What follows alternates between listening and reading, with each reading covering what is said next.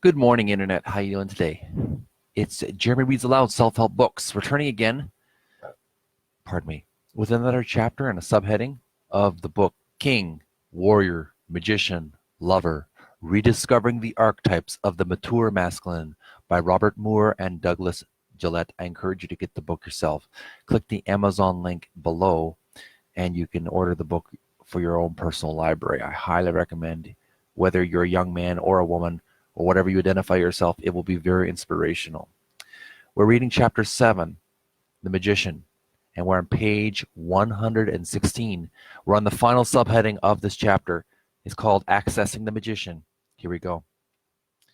Accessing the Magician. If we are possessed by the manipulator, we will be in the grip of the magician's power shadow. If we feel that we are out of touch with the magician in his fullness, we will be caught in the dishonest and denying passive pull of his shadow. In this case, we will not have much sense of our own inner structure, of our own calmness and clear-headedness. We won't have a sense of inner security, and we won't feel that we can trust our thinking processes. We won't be able to detach from our emotions and our problems. We're likely to experience inner chaos and to be vulnerable to outside pressures that will push and pull us in many different directions.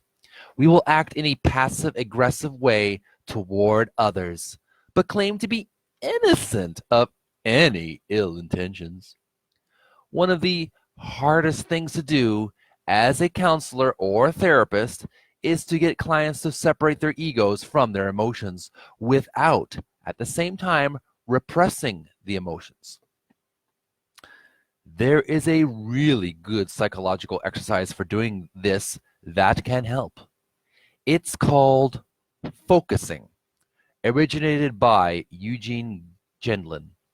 We ask our clients, when they sense the onset of strong emotions, strong fear, envy, anger, despair, to sit down in a quote-unquote observation chair.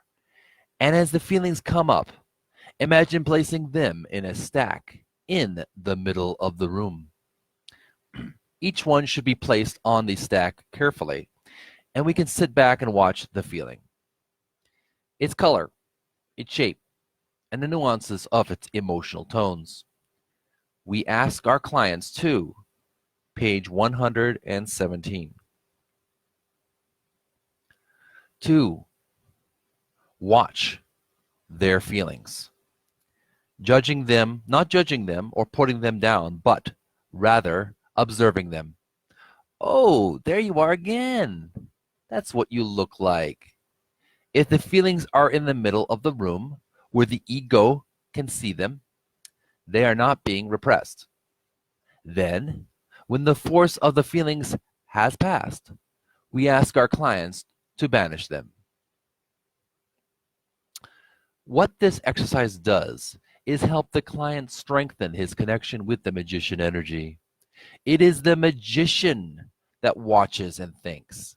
It is the magician that enables the ego to place the feelings in an orderly stack. The emotional energies thus contained eventually lose their power.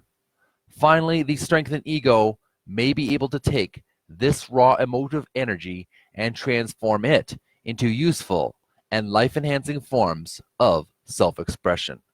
Pardon me for a moment while I adjust my lighting. Okay, that's a little bit better. Better lighting here. We're reading the book King, Warrior, Magician, Lover, Rediscovering the Archetypes of the Mature Masculine by Robert Moore and Douglas Gillette. We're reading chapter 7. The final subheading is Accessing the Magician. I'm in the middle of the reading right now, so if you're just tuning in, this is what we're reading. Moving back to our reading. Another exercise helped a young man access his magician energy.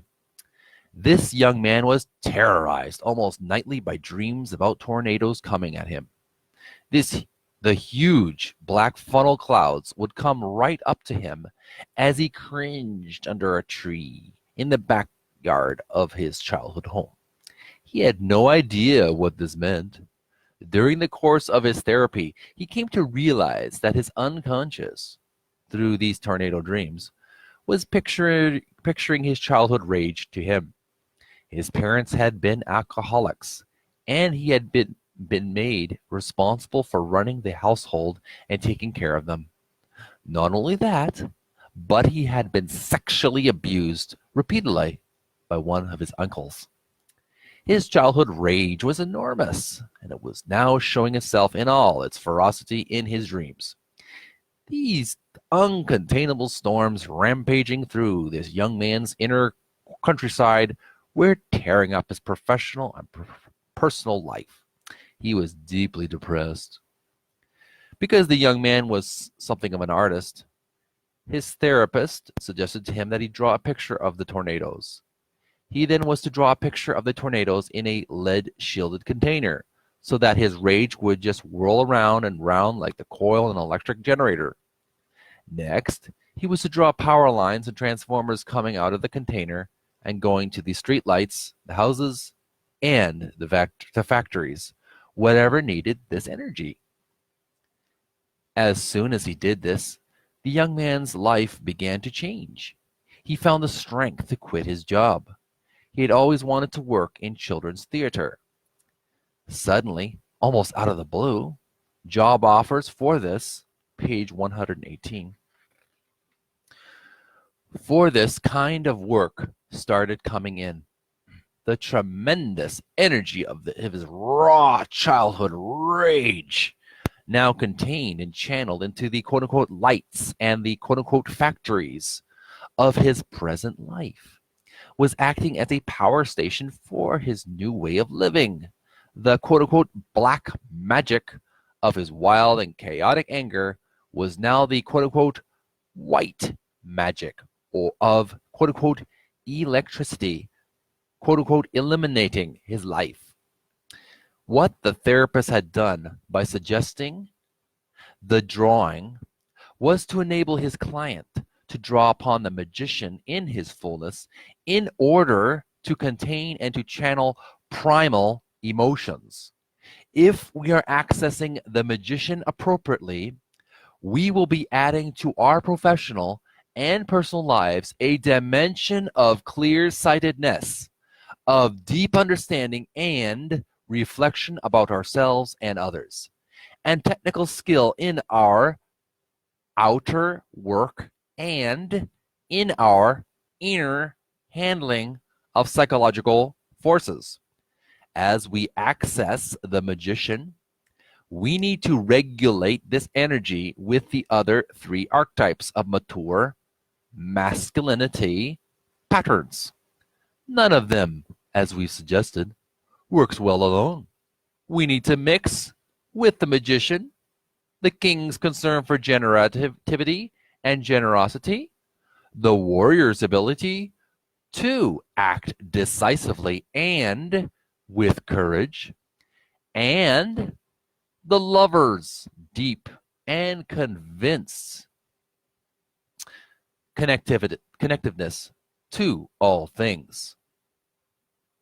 We will then be using our knowledge, our containment, and our channeling of energy flows for human benefit and perhaps for the enhancement of the whole planet. That's page 118. That concludes this chapter, chapter 7, The Magician. Tune in next video, next time. I'll be reading another day. Chapter 8 on page 119. We'll be reading The Lover. This is Jeremy Reads Aloud Self-Help Books. We have been reading the book King, Warrior, Magician, Lover, Rediscovering the Archetypes of the Mature Masculine by Robert Moore and Doug Gillette. I encourage you to get the book yourself. Please click the link in the Amazon link, and you can You can get the book yourself. I encourage you to help me out. You know, I helped you out. Now you help me out by getting the book yourself on Amazon. Leave a like and some comments. If you have any questions or concerns, please leave a comment below. I'll make sure to answer them to the best of my ability. This is Jeremy Reads Aloud, books on alchemy, books on alchemical transformation, you could say, of a sort. The channel is called Jeremy Reads Aloud Self-Help Books, and we are helping young men to transform themselves by integrating the mature masculine archetypes. Thanks for watching, folks, and have a transformative week. We'll see you again real soon. Bye.